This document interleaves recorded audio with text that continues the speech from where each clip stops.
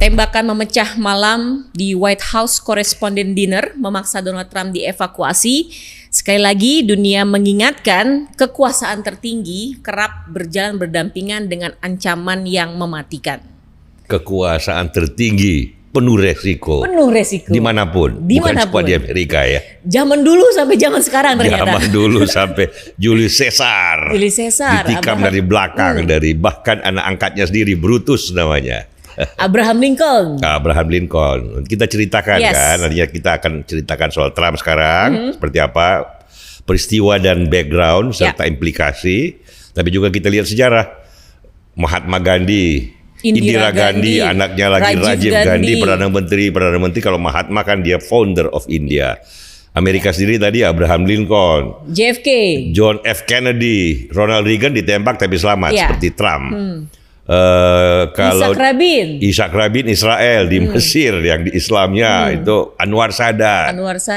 Jadi ada yang Perang Dunia Pertama bang, yang pangeran itu. Pangeran, tapi itu kan dia bukan pemimpin tertinggi ya, politik kan. Dia tapi waktu efeknya itu lumayan. putra mahkota Perang Dunia Pertama akibatnya kan pembunuhan yang bersifat regional Pangeran Austria, tetapi kemudian akibatnya Perang Dunia Pertama gitu. Nah, jangan lupa Indonesia juga pernah, Bung Karno tahun 57 kan, malah peristiwa Cikini 5 granat diledakkan di bawah mobilnya, beberapa meninggal, kalau nggak salah 7 meninggal, puluhan luka-luka, termasuk temannya Ibu Megawati karena Bu Megawati kan sekolah di Cikini, Guntur Soekarno, Megawati Soekarno, masih belasan tahun usianya, dan itu peristiwa yang membekas. Setelah itu Indonesia alhamdulillah tidak ada, dan Bung Karno kan selamat waktu itu. Nah, kita ceritakan Mel. Nanti itu dulu. Nanti Trump dulu. Kita Trump dulu nih. 2 kali nih. Yang pertama yang kena ketiga.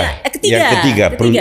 Jadi upaya pembunuhan terhadap Trump ini yang ketiga. Yang pertama yang kena telinga oleh anak muda yang 24 tahun ya pada saat kampanye. Itu yang begitu kena dia jatuh. Kemudian dia berdiri dengan darah, dia bilang fight. Fotonya keren banget, belakangnya bendera Amerika. Di tengah pemilu kan, itu yang boosting his popularity juga, yang membuat Elon Musk berkata bahwa I like this guy. Ini nyalinya gede banget gitu kan, bukannya lari dan bersembunyi, dia fight. Nah, yang kedua tertangkap sebelum bisa menembak pada saat Trump mau main golf kalau nggak salah, dia sembunyi di perdu taman gitu, tapi ketangkap oleh Secret Service. Yang ketiga ini hampir berhasil kan, dia sudah pakai anak muda juga ternyata. 31 tahun. Cole Thomas Allen ya, sekolahnya itu lulusan Caltech.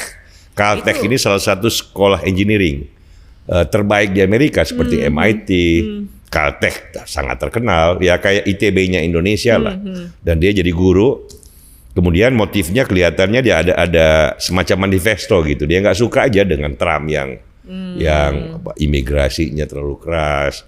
Kemudian juga ya mungkin dia keluarga besar Demokrat ya, dari segi ide yang dia lihat, karena ya kayak Paul Krugman kan nulis keras dengan marah gitu. The terrorist in chief. Jadi tapi kalau Krugman kan menulis, kalau anak muda ini rupanya mungkin ya karena nggak tahan atau apa, dia bawa shotgun. Shotgun itu senapan laras panjang, kalau ditembak itu pelurunya nyebar. Jadi bisa membunuh 1, 2, 3, 4 sekaligus gitu. Dan di situ kan banyak pimpinan politik.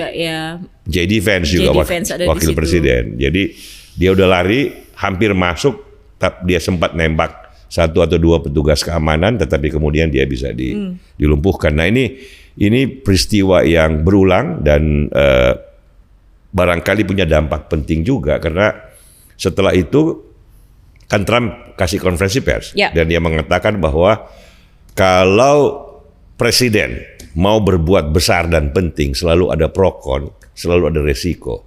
Iya kan? Dia kasih contoh Abraham Lincoln, dia kasih contoh Ronald Reagan, dia kasih contoh John F. Kennedy.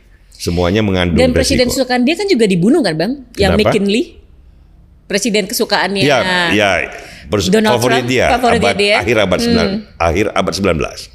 Nah, dalam pidatonya itu dia berusaha mengambil scoring point, memperlihatkan how tough he is gitu ya. Sehingga barangkali ini juga punya dampak kan. Seperti Ronald Reagan kan, waktu dia ditembak kan kena. Kalau Trump kan nggak sempat kena, kena telinganya dikit. Tapi ini Reagan kan kena bener, hampir kena jantungnya, dioperasi. Di rumah sakit Ronald Reagan, istrinya datang, Nancy Reagan, dan disiarkan TV dan di masuk koran secara luas. Ronald Reagan bukannya marah-marah, begitu istrinya datang dia bilang, "Honey, I'm sorry, I forgot to duck." Saya lupa nunduk, gitu loh. Orang nembak saya lupa nunduk, kan dia humor kan, tapi itu kan mencerminkan hatinya yang besar gitu. Terus waktu dia mau dibius, mau dioperasi kan, mau dikeluarkan pelurunya di rumah sakit, ini diceritakan semua dokter. Sebelum dokternya nyuntik anestesi itu supaya dia nggak sadar, dia bilang, "I hope you guys," maksudnya you guys itu kalian dokter-dokter itu are Republikan. Dia kan partai Republikan. Dia bilang, "Lu kalau Demokrat, partai Demokrat, gue bisa lu suntik mati nih." Jadi kan bercanda. Itu sekali lagi mencerminkan kebesaran hati Ronald Reagan. Nah, setelah itu Ronald Reagan jadi sangat amat populer karena dianggap orang yang tough, tapi juga dengan jiwa yang besar. Nah, Trump kan mengambil sisi itu. Ya, kita sayangkanlah bahwa upaya pembunuhan ini, anak muda ini kan hidupnya akan tragis. Anak muda yang sebenarnya kalau kita lihat pendidikannya, hidupnya normal dan bagus kan, Caltech. Tapi kan akan tragis hidupnya, tapi lebih tragis lagi bagi Amerika kan, dalam pengertian bahwa kekerasan seperti ini cenderung berulang. Ya walaupun di negara lain juga kita ceritakan nanti sama. Memang karena Amerika ini kan lagi terpolarisasi yang tajam. Betul, ya, berbagai peristiwa soal imigrasi, soal penanganan warga-warga yang bukan warga negara Amerika, soal pekerjaan, soal manufacturing industry, soal tarif gitu. Kebijakan luar negeri kan juga begitu, kontroversial. Walaupun plus minusnya ada, kan kalau misalnya soal hubungan Trump dengan Kanada dan tetangganya kan agak sedikit meruncing dengan Eropa. Sebagian kebijakan luar negerinya ternyata oke banget, mendamaikan Israel dan Palestina kan, itu Board of Peace itu prestasi yang bagus sekali dari Donald Trump dan pemimpin negara lain. Juga Venezuela ternyata terbukti walaupun awalnya banyak yang ngak-ngok inilah melanggar hukum internasional, tapi setelah sadar bahwa ternyata perbaikan Venezuela, arah Venezuela setelah Maduro diambil paksa oleh Trump itu ternyata membuat Venezuela sekarang lebih baik. Ini kan majalah ekonomis kan sudah menulis bahwa ternyata memang tahanan politik mulai dilepaskan, suasana politiknya, kekangannya mulai relaksasi gitu. Nah, salah satu poin dalam memorandum Cole ini adalah juga dia nggak setuju dengan perang Iran, terutama akibat kesalahan pengeboman sekolah. Sekolah yang bukan di Tehran tapi di luar Tehran. Itu kan ada SD rupanya yang lokasinya persis di samping markas Garda Revolusi. Jadi yang kena rudal Garda Revolusi, tetapi kan ada juga rudal yang nyasar ke sekolah itu, dan itu kan ratusan anak-anak sekolah meninggal, dan dia marah lagi di situ kan. Jadi ya berbagai arus politik bertemu, polarisasi, presiden yang pengen suka apa nggak suka kan. Donald Trump ini wants to make a difference. Dia nggak mau sekedar berkuasa. Dia nggak mau sekedar menjadi presiden. Dia mau mengubah sesuatu secara cukup transformatif. Boleh setuju apa nggak setuju, tapi that's what he is. Apa mungkin juga pribadinya Trump suka ngomong yang ngawur. Plus kata-katanya tajam, kadang-kadang nggak terkontrol. Tapi kan Ronald Reagan kata-katanya bagus banget, ditembak juga. John F. Kennedy kata-katanya briliante, ditembak juga. Abraham Lincoln, salah satu orator terbaik sepanjang sejarah Amerika, ditembak juga. Jadi bukan soal kata-kata Trump ini kadang-kadang liar, ya barangkali juga ya. Tetapi kan tindakannya itu kalau memang tindakan yang berdampak transformatif, entah itu plus atau minus, selalu kan penuh kontroversi. Dan di negara seperti Amerika yang dimana orang bebas ada senjata, itu ya memang kadang-kadang ya Trump sendiri sudah 3 kali loh dapat percobaan seperti itu gitu. Jadi memang ya itulah politik. Kalau mau jadi presiden, mau jadi pemimpin politik, harus siap dengan resikonya. Kenapa? Karena dia kan mau, politik itu kan sebuah wilayah pengabdian di mana manusia sebagai manusia dengan baik dan buruknya, dengan segala tendensinya yang positif dan negatif bertemu. Dan kalau mau berarti memang harus berbuat yang besar. Mumpung jadi presiden, kalau mau kecil-kecil aja buat apa jadi presiden? Mau berbuat yang kecil. Karena itu setiap presiden yang punya arti yang dalam itu selalu tindakannya mengandung resiko terhadap dirinya juga atau keluarganya. Jadi ya kita angkat topi kepada setiap orang yang mau menjadi pemimpin. Karena menjadi pemimpin nyalinya harus besar. Nyalinya harus besar. Ya cocoknya ya kayak Trump itu atau kayak Ronald Reagan. Bercanda dia di hadapan kematian, di hadapan sakratul maut dia bilang, sayang maaf ya saya nggak sempat nunduk. I'm sorry honey, I forgot to duck gitu loh. Begitu mau dioperasi sama dokter dia bilang, mudah-mudahan kalian semua Partai Republikan. Sambil senyum. Nah itu di ujung kematian. Nah mental yang kayak gitulah, tipe-tipe orang yang kayak gitulah yang cocok dan bisa berhasil sebagai pemimpin tertinggi pemerintahan, Mel. Oke Bang, tapi banyak juga nih Bang ya, yang bilang it was stage, rekayasa. Ya nggak mungkin, ini karena buat kan naikin popularitasnya Trump yang lagi turun nih, sama kayak waktu dia ditembak telinganya pas kampanye. Ya mungkin dampaknya pasti menaikkan popularitasnya kayak waktu dia kampanye kan. Tapi kan bukan dia sengaja. Itu dia karena dia merespon yang dianggap heroik, maka dampaknya positif. Bukan dia atur bahwa lu tembak gua ya, tapi jangan kena gitu kan. Ya tanya kepada penembaknya kan. Sekarang kan call ini kan, kan nanti di pengadilan. Iya kan. Kan kelihatan sejarah hidupnya. Trace sosial medianya kan kelihatan memang dia nggak suka pada Trump gitu loh. Jadi bukan konspirasi, tetapi ya sebuah itu Trump waktu konferensi pers bilang that's what life is gitu. Ini kan tough nih ya. Memang hidup kayak gitu nggak gampang gitu loh, apalagi mau menjadi presiden, mau mengubah sesuatu yang negara sebesar Amerika gitu. It's not going to be easy, but I'll do it anyway. Nah, orang boleh tepuk tangan, boleh mengecam, tapi that's what he is. Itu yang you need. Politik itu is not for the faint-hearted, bukan orang dengan jiwa yang lemah. Benar. Harus tough. Harus tough. Demi mudah-mudahan toughness-nya demi kebaikan. Kan kita nggak mau orang tough, orang kuat, orang berani, tapi demi keburukan. Yang kita mau adalah, masalahnya kan dalam politik, bagi sebagian orang baik, bagi sebagian orang buruk. Ini kan perbedaan-perbedaan inilah yang kadang-kadang muncul serpihan-serpihan yang agak violent, agak penuh kekerasan. Oke, sebelum lanjut Bang, nggak bosan-bosannya aku mau ngingetin kepada teman-teman Freedom untuk berkunjung ke Perpustakaan Umum Freedom Institute di Wisma Bakri 1, Jalan HR Rasuna Said, Kuningan, Jakarta Selatan. Kalau mau baca tentang autobiografinya Lincoln, Julius Caesar tadi. Julius Caesar pembunuhannya ada ceritanya banyak tuh, Romawi kan, yang pembunuhan politik pertama yang begitu terkenal. Betul. Silakan berkunjung, tempatnya asik, nyaman, dingin dan gratis. Bisa bikin paper, diskusi sama teman-teman, bikin konten, nambah silakan. perspektif sambil bikin konten. Betul. Lanjut, Oke, Mel, lanjut. Pertanyaanku tadi, dengan adanya ini, Trump bakal lebih kuat lagi nggak? Saya kira kalau dia mampu mengelola, ya kata-katanya memberi makna terhadap yang tadi kan dia konferensi pers bagus sekali, dia bilang kalau presiden mau jadi presiden yang besar, bukan cuma mau jadi presiden yang cuma numpang lewat dalam kekuasaan, pasti ada risiko. That's what life is. Gitu loh, kalau mau jadi pemimpin politik di negara besar atau juga di negara kecil, selalu ada risiko, dan karena itu dia bilang saya nggak akan berhenti untuk berbuat apa yang saya yakini baik gitu. Dan warga Amerika pasti suka yang kayak gini, patriotik kayak bukan gini. Cuma warga Amerika, semua manusia kan pada dasarnya suka pada keberanian, daya tahan, toughness itu loh. Bukan soal laki-laki atau perempuan, tapi kan keteguhan hati menghadapi mara bahaya itu kan. Bahwa orang nggak suka dengan cara Trump, kata-kata Trump, ideologi Trump itu soal lain lah. Tetapi kan kualitas manusia dan kualitas pemimpin kan diukur pada saat menghadapi krisis.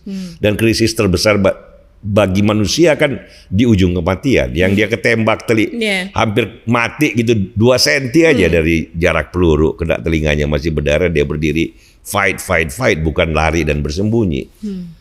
Itu ya Elon Musk kan yang SpaceX, orang genius bilang, dia bukan pendukung Trump.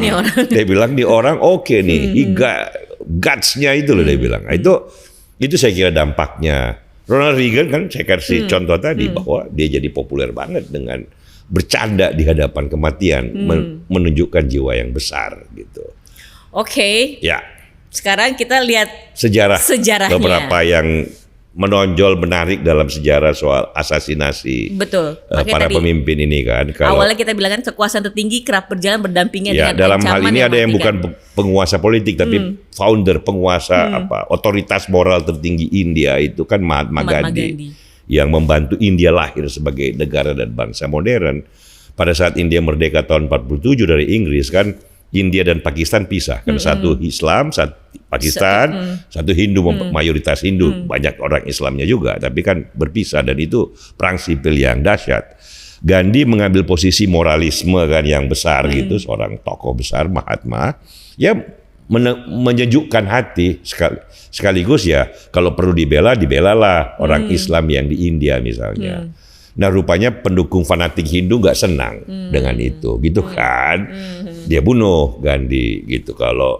Jadi setelah Gandhi itu perdana menteri India yang juga ditembak itu kan Indira Gandhi. Kan ini bukan lagi tahun 50-an, tetapi sudah tahun 70-an, 80-an barangkali ya Indira Gandhi, karena waktu itu di Amritsar ya.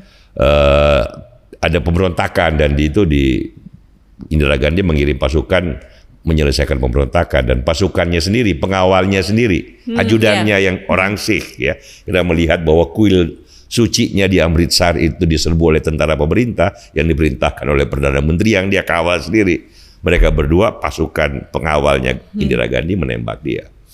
Kemudian Rajiv Gandhi, anaknya Indira Gandhi, anaknya Nehru nih, Perdana Menteri sahabatnya Mahatma Gandhi, Perdana Menteri ditembak, bukan ditembak tapi Tamil Nadu kan ada separatisme, pemberontakan daerah, dan salah satu aktivis perempuan bawa bom bunuh diri, begitu salaman dengan Rajiv Gandhi meledakkan bom, membunuh Gandhi dan dirinya sendiri. Ini jadi yang satu soal Hindu Islam, ya satu ya Sikh kan juga termasuk agama dan ethnicity. Kemudian separatisme. Kalau Abraham Lincoln? Abraham Lincoln di Amerika kan juga menyelesaikan masalah Utara Selatan perbudakan. Yang Amerika Utara, New York, Boston, itu kan menghapuskan perbudakan. Yang Selatan menentang. Jadi Lincoln, Presiden Amerika saat itu bilang, kita harus hapuskan perbudakan. Ya perang sipil kan, 4 tahun dan Selatan kalah. Para pasukan atau kaum fanatik dari Selatan pro perbudakan itu ya marah sama Lincoln dong, dia bunuh Lincoln. Tapi itu menjadikan Lincoln pahlawan yang abadi kan, karena di puncak perang sipil itu gitu. Nah kalau ini juga Israel Palestina kan makan korban banyak dari segi pemimpin. Di Mesir yang perang dengan Israel Yom Kippur tahun 73, Anwar Sadat presidennya. Kemudian berdamai di mana? Di Amerika, di Camp David. Itu setelah perdamaian dan Mesir mengakui, pertama kali negara Islam mengakui Israel. Dan ya orang-orang fanatik Islam di Mesir kan nggak senang. Said Qutb. Yang pengikutnya Said Qutb kan intelektual, ya kan? Muslim Brotherhood gitu loh.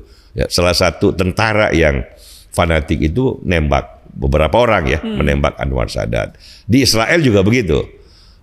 Rabin di Camp David juga salaman sama Yasser Arafat, berdamai gitu.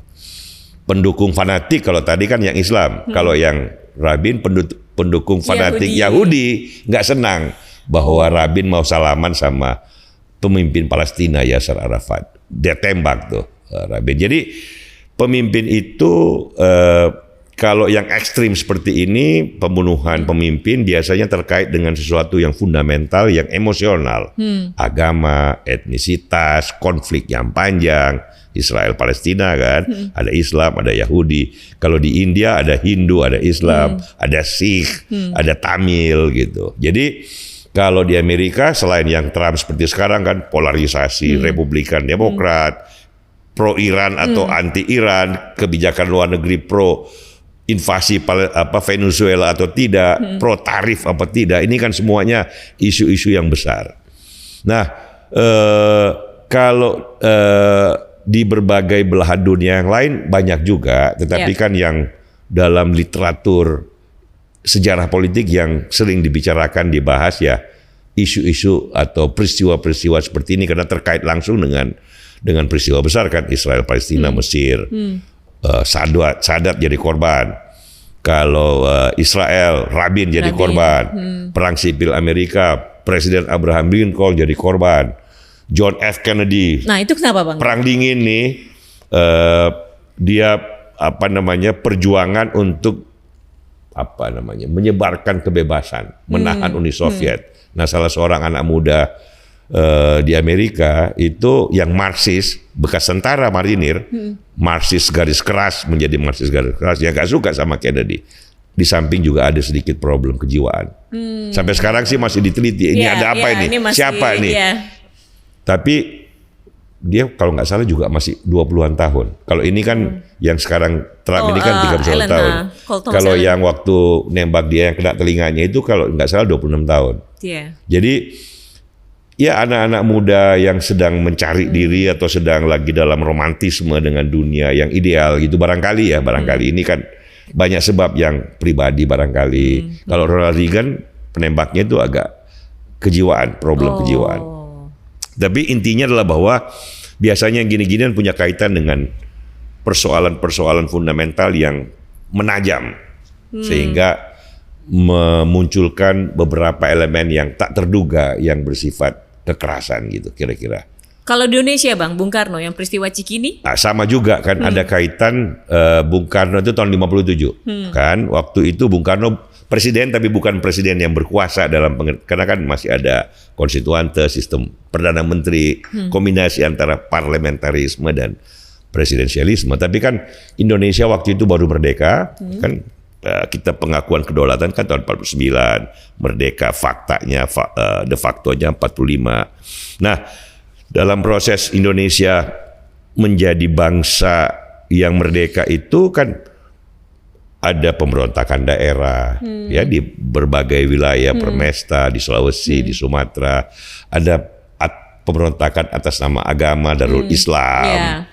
Ada institusi yang sedang bersaing keras, ada tentara angkatan darat, ada Partai Komunis Indonesia di zaman Belanda berontak, di zaman Republik berontak. Jadi masih Republik ini masih baru yang bergolak. Nah, tahun 57 rupanya ada beberapa anak muda dari timur itu setelah dalam pengadilan mereka mengaku sebagai simpatisan Darul Islam. Sebagian juga mengatakan simpatisan dari kaum tentara yang anti komunis, anti partai komunis. Tapi tahun 57 pada saat Bung Karno mengikuti perayaan sekolah anak-anaknya kan Bu Megawati di Cikini, perguruan Cikini, Rahmawati semuanya kan di Cikini. Masih belasan tahun mereka. Setelah perayaan itu ke di mobil anak-anak muda ini aktivis yang lagi marah itu meledakkan granat di bawah mobil Bung Karno. Ada 4 atau 5 granat. 7 orang kalau enggak salah 5 sampai 7 orang meninggal langsung di tempat, puluhan luka-luka. Dilala Bung Karno selamat.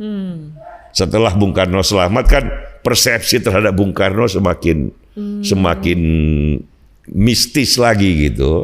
Dan 2 tahun kemudian Bung Karno ya bukan cuma karena itu tapi dia membubarkan parlemen. Jadi menjadi penguasa dalam demokrasi yang terpimpin. Setelah itu dibilang penguasa seumur hidup. Kayak gitu-gitulah pengaruh dampak peristiwa-peristiwa politik yang tak terduga itu terhadap kehidupan politik secara umum gitu. Nah, apakah keterbukaan demokrasi ini membuat pemimpin lebih rentan Bang dibandingin rezim yang tertutup? Demokrasi memang selalu punya banyak dinamika penuh warna. Tapi kan orang bisa membaca, mengontrol. Memang ada, ya tapi kan namanya pembunuhan terjadi di negara yang non demokratis juga kan bisa terjadi. Ya kan saya tadi contohnya kan yang pertama Julius Caesar di Roma pada saat dia mau menjadi emperor gitu. Sebagian orang termasuk anak angkatnya Brutus itu tetap mempertahankan tradisi republik dan karena itu membunuh langsung. Itu kan kita tidak tergantung pada sistemnya saya kira. Tetapi memang demokrasi apalagi Amerika kan orang bebas memiliki senjata. Nah, betul. Itu salah satu bagian dari konstitusi dia gitu. Jadi kita lihatlah mudah-mudahan peristiwa ini mendatangkan makna yang positif kan kita selalu yang optimis kan. Oke lah. Betapapun tragis dan menyakitkan Mel. Tetapi mudah-mudahan bagi Amerika, demokrasi Amerika itu salah satu ujian lagi untuk menjadi demokrasi yang lebih matang dan lebih baik. Kira-kira kayak gitu Mel pesan Nusantara. Oke, baik. Terima kasih Pak Jelly. Terima kasih teman-teman yang sudah bergabung. Demikian Top News International Freedom Institute. Sampai jumpa.